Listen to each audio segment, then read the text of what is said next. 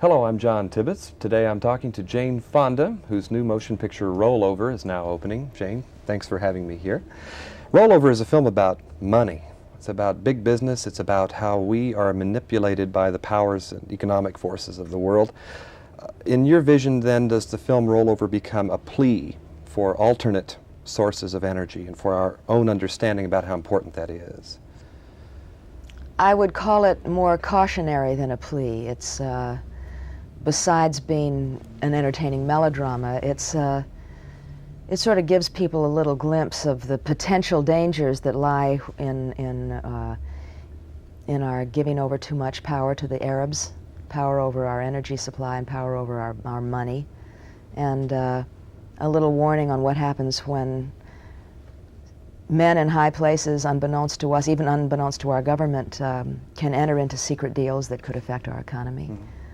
There's been so much variety in your roles over the last 7 or 8 years. A streetwalker in Clute, of course, a rancher in Comes a Horseman, a newswoman in China Syndrome, and now the character that you portray in Rollover. This is yet another facet. Now, you are a chairman of the board of a giant corporation.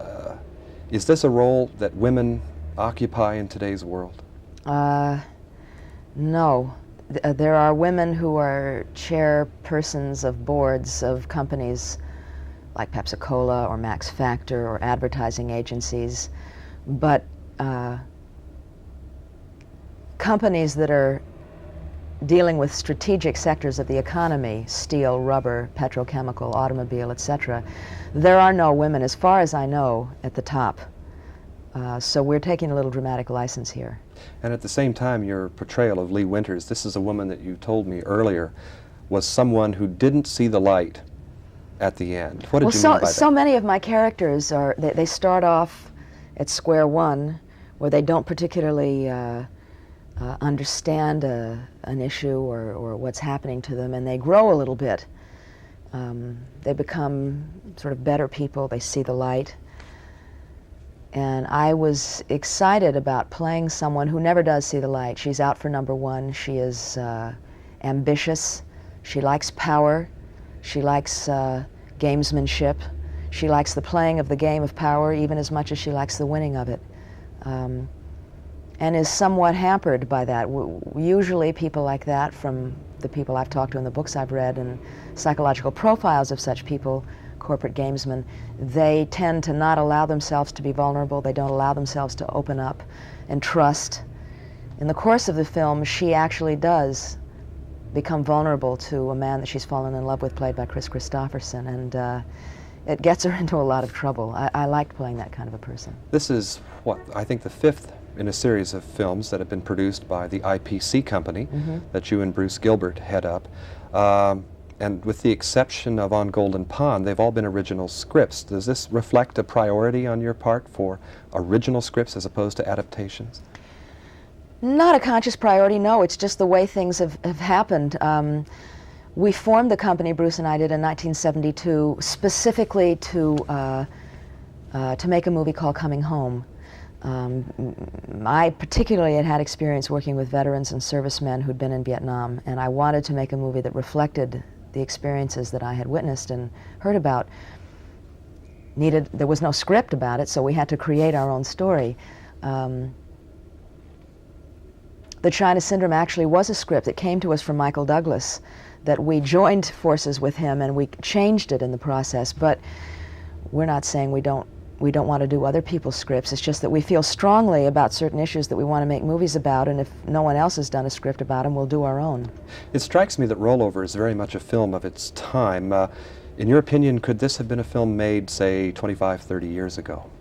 And why? Well, the genre was made. In fact, this harks back to the glamorous, flashy, stylish movies that they used to make in Hollywood. The content, however, could not have been made then because it speaks to a very new but central reality to our lives that really only began to happen with the energy crisis and the Arabs becoming a powerful force in 1973 with the Arab boycott. That altered the power balances of the entire world and has changed the nature of our economy. That's It is a potentially catastrophic situation. Because so many of the things that happen in Rollover occur because the proper channels were not utilized. Maybe self-interests predominate over the system, over the democratic system. And it strikes me that's why the problems come up. Is this intentional? Yeah, I think that that's really quite accurate. The problem is that our democratic process doesn't, has not intruded into the inner workings of our economy. There is very little democratic process in the decisions that run our banks and our big companies. One could even say that the degree to which the oil companies are involved in our government flies in the face of democracy. And in that sense, it's a cautionary movie, asking people to look at this problem in the hopes that if we're alerted, we'll try to do something about it. And we can't let the time go by, of course. I know our viewers are very interested and concerned about your father. How's he doing? He's got a sick heart, and it makes him real mad, and I figure as long as he's mad, he's going to get well. Staying still does not go down well with him. No, it doesn't at all. Now, on Golden Pond, of course, we'll be seeing shortly as well. How does he feel about that film? Is it a film that I'll tell you a touching story. My dad hardly ever sees himself in movies, doesn't like to, feels self-conscious about it. But he asked to see On Golden Pond. I think he knew it was going to be his last movie.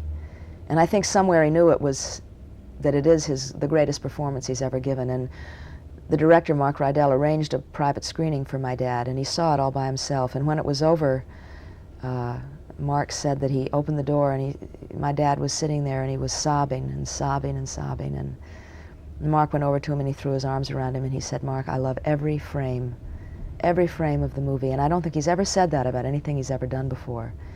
It's a magic movie. It was magic to make it. It's changed all of our lives for the better. On that note, we'll close.